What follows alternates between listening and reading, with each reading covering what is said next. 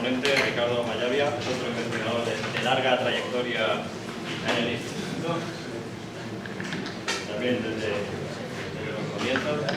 Y Ricardo Mayavia se encuadra dentro de la línea de investigación de nanomateriales aplicados a biotecnología y medicina.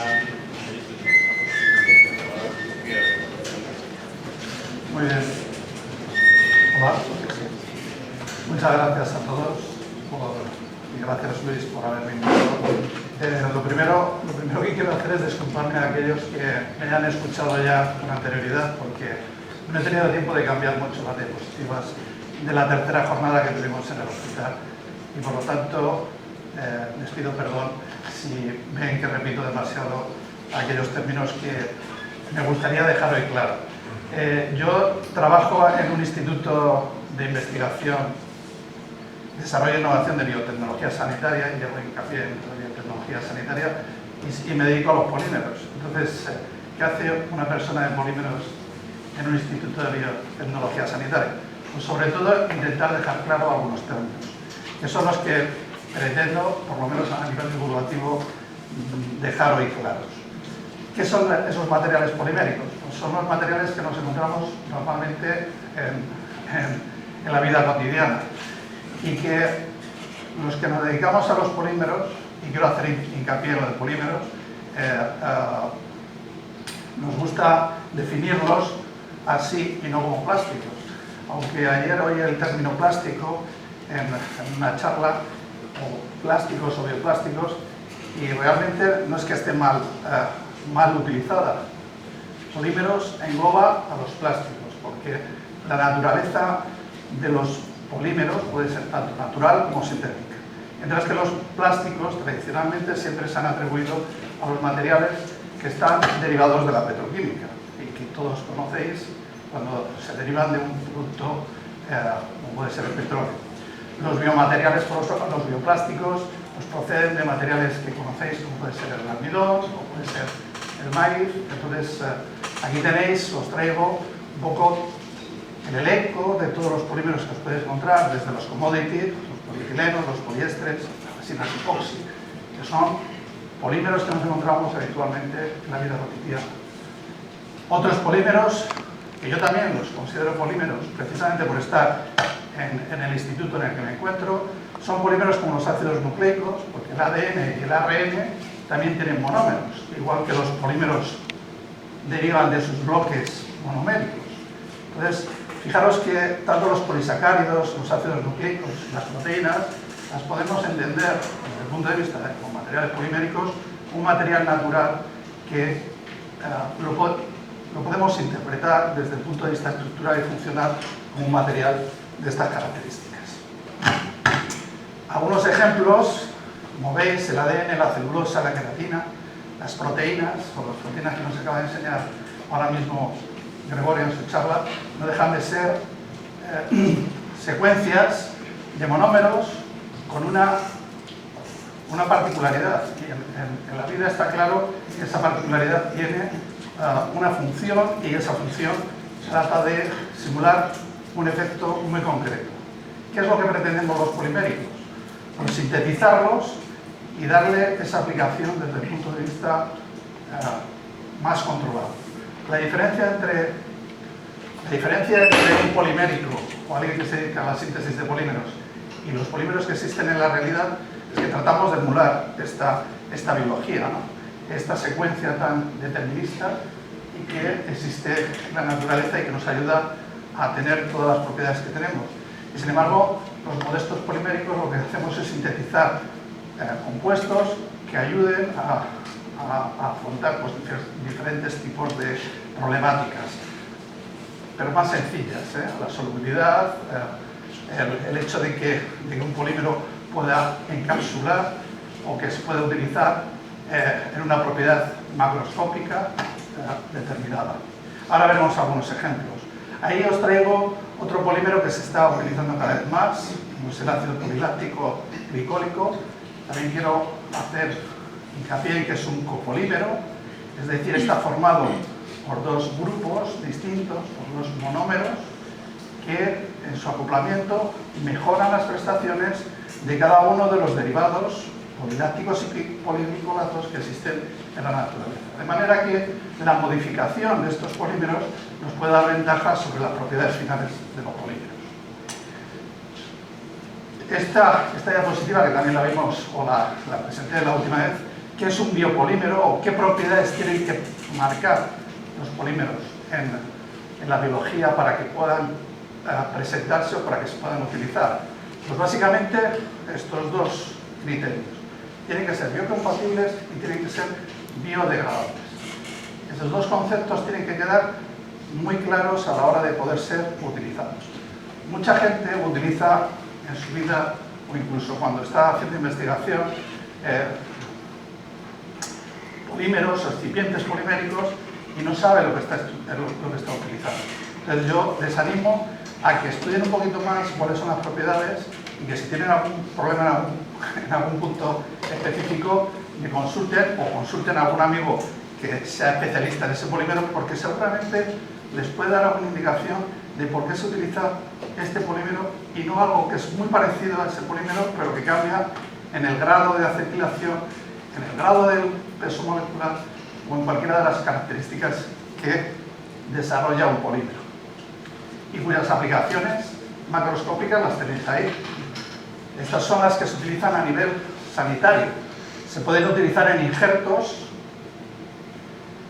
Recientemente estuve en un congreso de materiales y todo el mundo hablaba del titanio, de los injertos del titanio, de las aleaciones del titanio y de las mejoras que se pueden hacer sobre el titanio si se ponen elementos como puede ser la plata o como puede ser compuestos que inhiban algunos de la microbiota que existe en la boca, que es una de las partes más sucias que hay, como sabéis, ¿no? Esto seguro que los que trabajáis en microorganismos sabéis más de esto.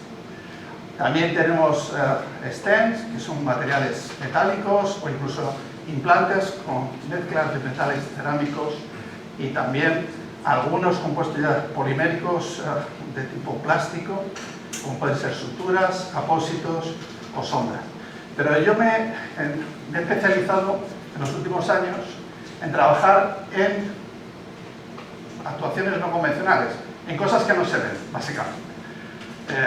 Estamos acostumbrados a ver cosas que se ven desde el punto de vista de los materiales poliméricos, pero hay cosas que no se ven y que tienen esa naturaleza, y son las que pertenecen al grupo de la nanociencia. Como veis, a la hora de trabajar con estas metodologías, nos tenemos que ir normalmente a utilizar técnicas que luego más adelante Eva nos enseñará con las grandes instalaciones que se han ido poniendo en el instituto, ¿no?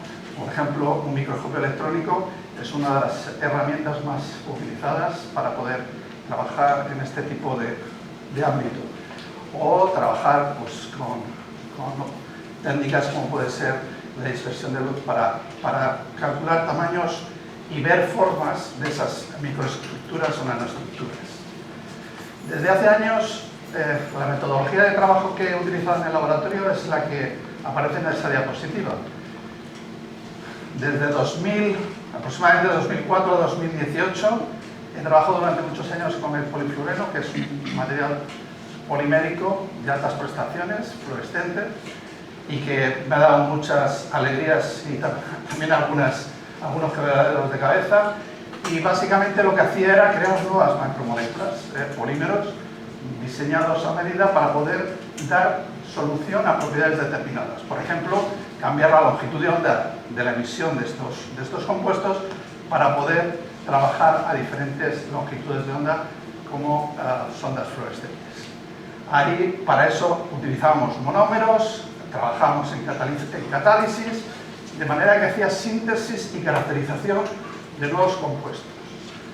En los últimos años me he pasado ya a tratar de entender un poquito mejor algunos otros compuestos, como puede ser polimetil viniléter alternado con anhídrido maleico. Como veis, esa es la estructura de este compuesto.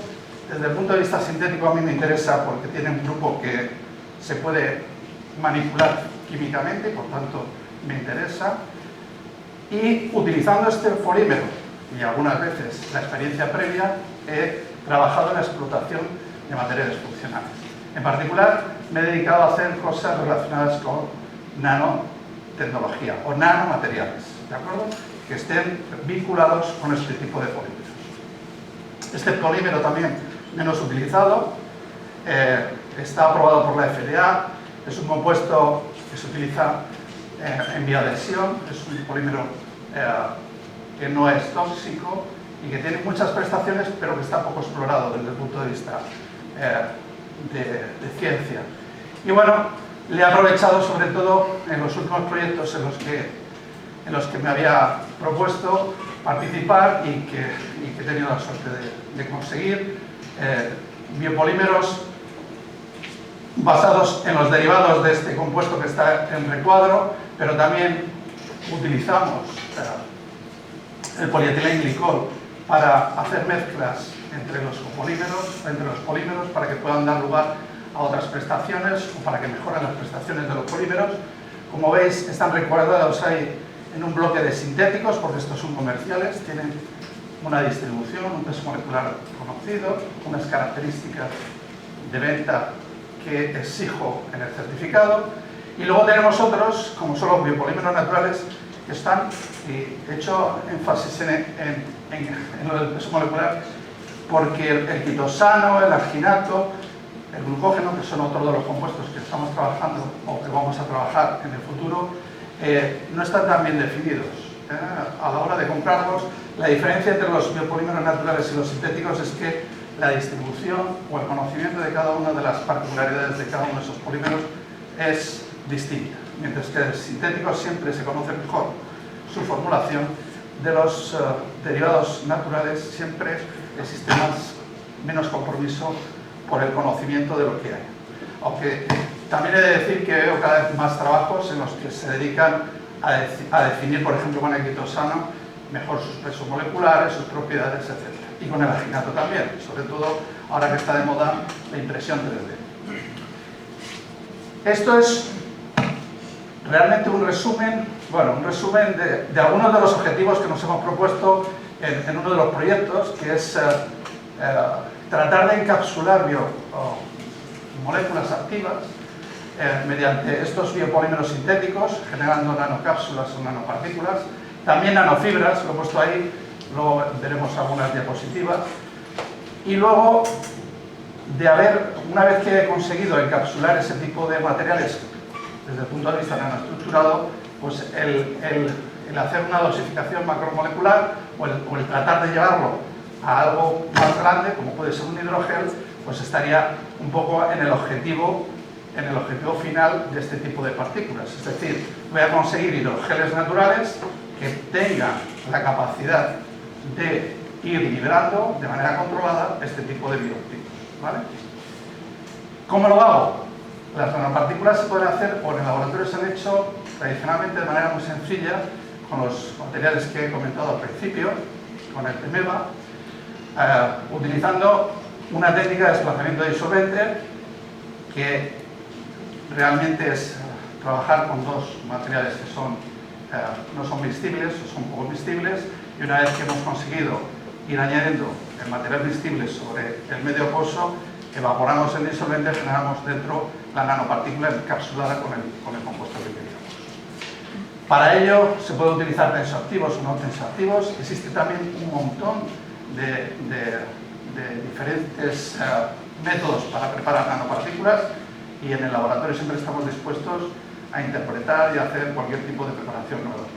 Aprovecho a mis alumnos para decirles que siempre estoy abierto a utilizar cualquier tipo de metodología si nos la preparamos bien, ¿vale? Y la presentamos bien. En lo que más hemos hecho énfasis en los últimos tiempos ha sido en hacer nanofibras. El método de elaboración de las nanofibras poliméricas es el que aquí se expone. Normalmente trabajamos en modo horizontal, porque el modo vertical suele dar más problemas, sobre todo de goteo. En el caso del horizontal hemos conseguido generar muchas fibras. Ahí está un poco contenido el mecanismo de cómo se generan esas fibras. Se producen como consecuencia de una diferencia potencial muy potente del orden de kilovoltios a una distancia determinada. Aplicando ese potencial conseguimos generar lo que se conoce como un cono de Taylor, se empiezan a unir las hebras poliméricas y como consecuencia de esa unión se generan fibras de diferente tamaño. El tamaño está directamente relacionado con esos parámetros que tenéis ahí: viscosidad, conductividad, campo aplicado, etc. Bien, no me voy a entretener mucho más.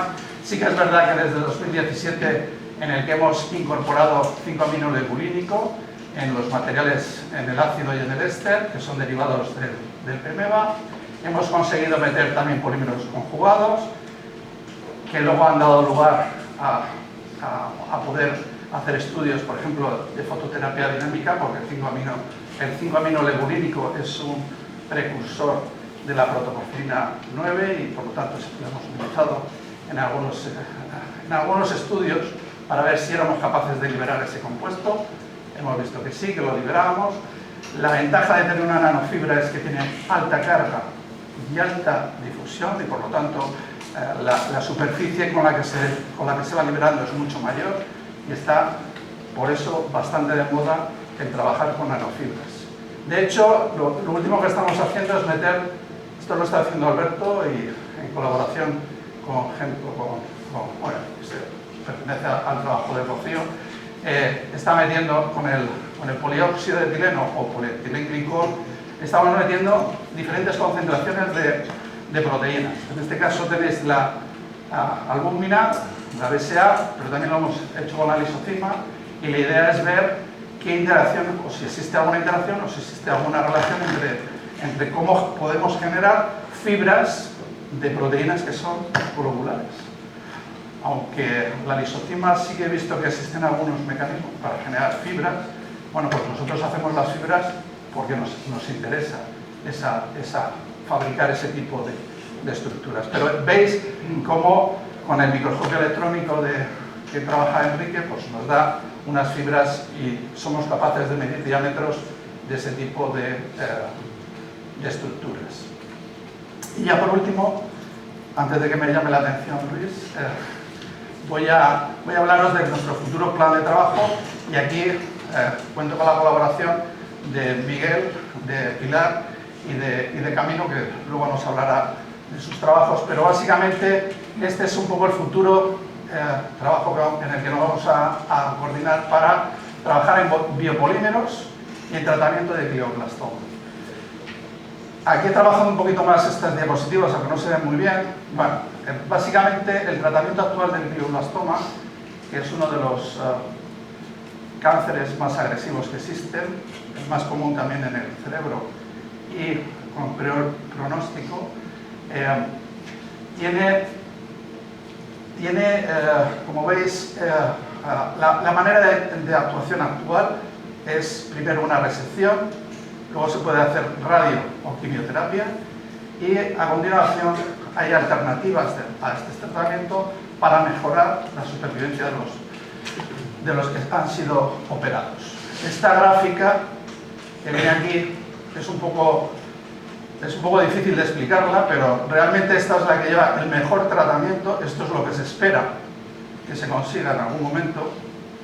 Y como veis, el 85% de supervivencia al cabo del año sería el objetivo a alcanzar. Pero el mejor tratamiento que existe hasta ahora es que a los 24 meses conseguimos solo un 15% de supervivencia. El tratamiento con más éxito es el que aparece aquí, el Gliadel, que se utiliza la carmustina con esta mezcla de polímeros o con este copolímero de bloque, que como veis es, bueno, aquí dice que es random, aunque aparece ahí como a bloque, pero con un 20% y un 80%, un 20% de este compuesto que es quiero recordar que es el 4-bis-fenoxipropileno con el ácido sebácico. La oblea son 61 miligramos y la cantidad de carmustina que hay es 7,7 miligramos. Este tratamiento, como veis, se aplica directamente en la cavidad cerebral y es lo que provoca por lo menos una mejora en el tratamiento de supervivencia.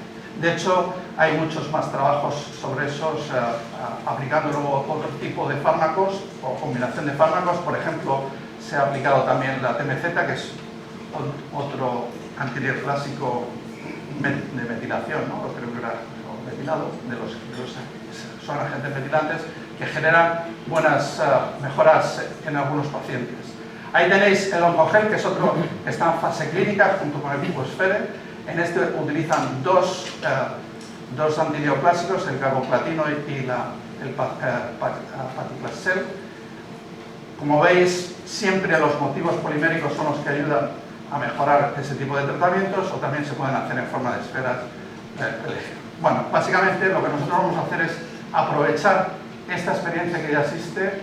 Vamos a utilizar nuestros polímeros, vamos a intentar hacer fibras, vamos a hacer geles, y a lo mejor la aplicación de las fibras con los geles proporciona esa doble característica cinética que puede ayudar a mejorar el tratamiento en este tipo de liberación de los fármacos, que puede mejorar sobre todo lo que es la resección y el tratamiento posterior, porque es mucho más agresivo una vez que se ha reseccionado la generación de la vuelta otra vez al glioblastoma, es mucho más agresivo y produce la muerte hemática rápida. El medio, ahí he dibujado los modelos moleculares, como veis, a partir de cultivos primarios. Estos están bien establecidos en el laboratorio de Miguel. Se harán cocultivos, creo que ese cocultivo está bien, podría servir, podríamos tener ahí las células tumorales y ahí tendríamos células sanas y podríamos hacer estudios de cómo se comportan en presencia de uno y otro. Nuestro siguiente modelo más avanzado sería el hacer tumoroides, serían en 3D para ver cómo funcionan, y por último ratones serografiados. Eso ya sería el final o la continuación de un nuevo proyecto que podría ser el desarrollo preclínico. Y bueno, por último, los agradecimientos a mi equipo y a la gente con la que estoy colaborando, y en particular con los que nos están dando los fondos ahora mismo, que son los que aparecen ahí reflejados. Y nada más, ahí me tenéis por si necesitáis alguna cosa mía. ¿Vale?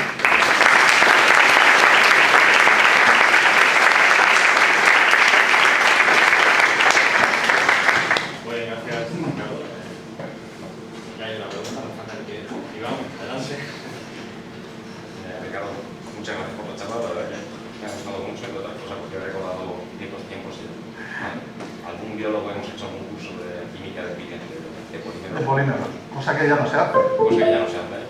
Y quería preguntarte un poco, por paralelismo con mi campo, normalmente se utilizan genes de proteínas, que incluyen proteínas que son de la matriz extracelular. He visto que en el tema de trasplante, por ejemplo, favorece la supervivencia de las células. No sé si vosotros podríais en vuestros genes incluir algún tipo de proteína de este estilo para favorecer también una mejor supervivencia o... Probablemente.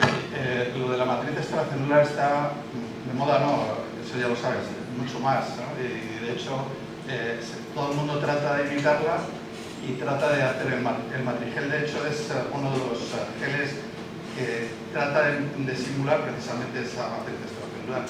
Es verdad que aprovechar todo el conocimiento que existe y poder aprovecharnos de la sabiduría de la gente que está en el instituto, por ejemplo, con las proteínas, y saber si esa proteína le va a dar mejor pronóstico, pues seguramente en los tratamientos de los hidrogeles le podría venir fenomenal. O sea, los hidrogeles no dejan de ser matrices que se hinchan y que se deshinchan para hacer la liberación, y si tú tienes una proteína ahí metida que beneficia el tránsito, o por lo menos la zona en la que estás exponiendo, pues bienvenida sea, ¿no?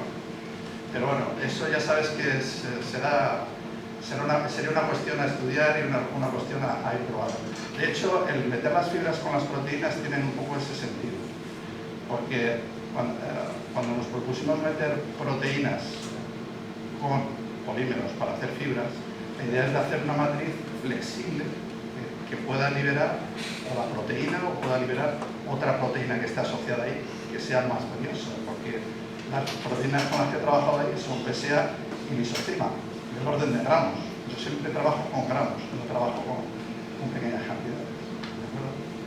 ¿Y otra mano levantada por ahí al fondo? Sí. Bueno, en primer lugar, gracias por preguntarme. Y bueno, en segundo lugar, has hablado de los biopolímeros sintéticos y de los naturales. Ya te dice que la formulación